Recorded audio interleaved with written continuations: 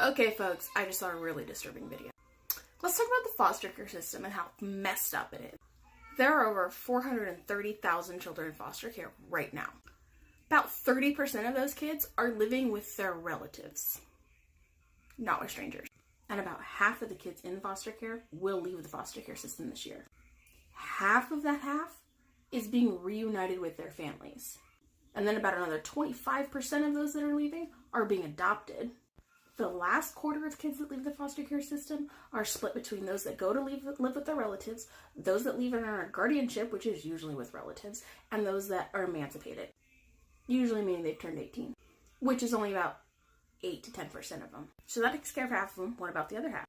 Well, half of them are waiting to be adopted, but don't actually get adopted. That's about 100,000 kids a year. The other half are not available to be adopted. There's always going to be kids in foster care because there's always going to be shitty parents. Abortion won't fix that. Okay, so follow up on the video I just did. I did leave 100,000 kids that are in foster care every year that are available to be adopted but aren't adopted. That's shitty, right? You're right, that is shitty. However, time and time again, it has been proven that murdering close to 1 million babies every year doesn't really help those kids get adopted.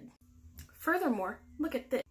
Half, 500,000 of babies every year are murdered because their parents did not use any form of contraception whatsoever. Half of abortions that are done are simply because the person was irresponsible. 75% of those that abort say that it's because they either financially can't provide for the baby or they feel like they're not ready for a baby. You know, perfectly good candidates for adoption. 750,000 babies a year that could be adopted instead of murdered. Okay, now for part 3, we're getting to the good stuff. 1% of all abortions are due to rape. 1%. Less than 0.5% of abortions are due to incest. And the highest number quoted, although that number fluctuates depending on who's reporting, the highest number quoted for medically necessary abortions is about 10%. So that means the vast majority of babies that are murdered are due to ignorance and lack of education, lack of responsibility in using proper contraceptive, and honestly, manipulative providers that find what that pressure point is for that poor scared girl and they push it until she gets an abortion. So to recap, when you're told that there are millions of children suffering in foster care, you're being lied to. Most kids in foster care have a happy ending. Are those that don't? Sure, most of them do. When you're told that abortions are absolutely necessary for people who medically need it, you're being lied to. The vast majority of abortions are for convenience. For that matter, when you're told that pro-lifers are also anti-cash aid and anti-food stamps and anti-assistance for low-income families, you're being lied to. When you're told that all those babies that aren't aborted are just going to end up in the foster care system, you're being lied to. There are thousands of families that wait years to adopt a baby. Years. Those babies will be adopted. Here's the thing. I know most of you watching this that are pro-choice really truly feel that having abortions readily and easily available really helps women. That it really is for a good reason. And that while abortions themselves are horrible things, that sometimes it's a necessary evil. I totally get that you really truly believe that and that you really just care a whole bunch. But you're being lied to. No, I'm not for outlawing abortions for truly medically compromised individuals because that's a gray area that I just don't want to touch. Would I do it? In most cases, probably not, but it's not my place to say. Numbers don't lie. Those horrible, horrific, and terrible situations that pro-choicers push and push and push are not the norm. They're like a huge minority. Educate yourself so you can't be lied to. But Kylie, don't you know that outlawing abortions won't end abortions? Just like how outlawing guns won't end criminal gun violence?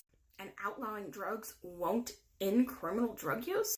Yes, I'm well aware outlawing those sorts of abortions, the ones for convenience and such, won't totally get rid of them.